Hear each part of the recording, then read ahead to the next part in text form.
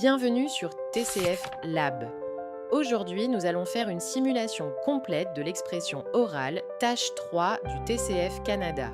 Écoutez bien les consignes et entraînez-vous comme lors de l'examen officiel. Je vais vous proposer un sujet. Vous allez vous exprimer sur ce sujet de façon argumentée, en utilisant des exemples, en justifiant vos idées, en essayant de me convaincre pendant 4 minutes 30 secondes. Voici le sujet. La culture devrait-elle être accessible gratuitement à tous, musées, livres, spectacles, etc. Aujourd'hui, on parle de plus en plus de l'importance de la culture dans nos sociétés et de la nécessité qu'elle soit accessible à tous. La culture, qu'il s'agisse des musées, des livres ou des spectacles, ne se limite pas à un simple divertissement. Elle nourrit l'esprit, stimule la créativité et renforce le sentiment d'appartenance à une communauté. Pourtant, de nombreuses personnes restent exclues pour des raisons financières ou géographiques. Alors, faut-il rendre la culture totalement gratuite ? À mon avis, il est essentiel de la rendre beaucoup plus accessible, mais pas nécessairement de supprimer tous les coûts, car la gratuité totale présente aussi certaines limites pratiques et économiques. Tout d'abord, faciliter l'accès à la culture est avant tout une question d'équité et de développement personnel.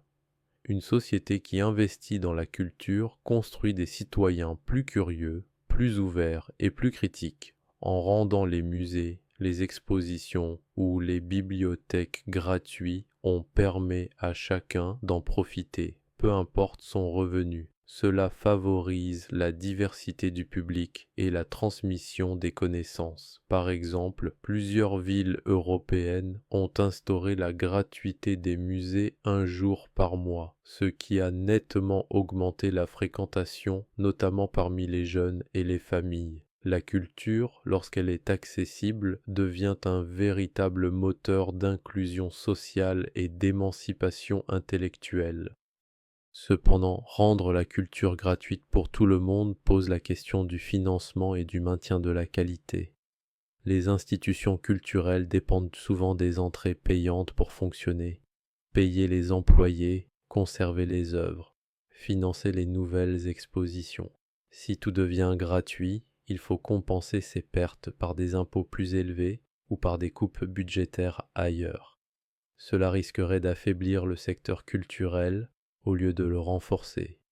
Un modèle plus équilibré serait de rendre certaines activités gratuites pour les publics prioritaires, les étudiants, les enfants, les personnes âgées ou à faible revenu, tout en conservant une contribution symbolique pour les autres. De cette façon, on soutient l'accès universel sans compromettre la viabilité économique des institutions.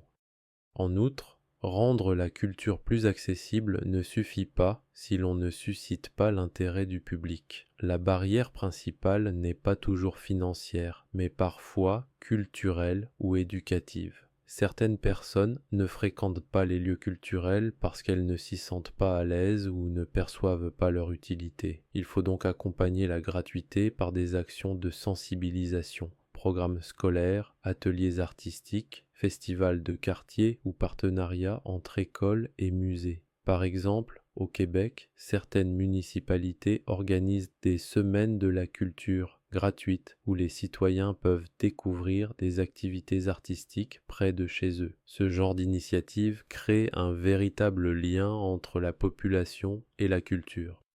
En conclusion, je dirais que la culture devrait être aussi accessible que possible, mais que la gratuité totale n'est pas forcément la solution idéale. Ce qui importe, c'est de garantir à chacun les moyens, la curiosité et l'envie d'y participer. La culture est un bien public qui nourrit la société tout entière, mais elle a aussi besoin de soutien et de financement pour exister durablement. Finalement, rendre la culture vivante, c'est trouver un juste équilibre entre ouverture et responsabilité, entre inclusion et préservation de sa valeur. Abonne-toi pour plus de simulations et de conseils réels.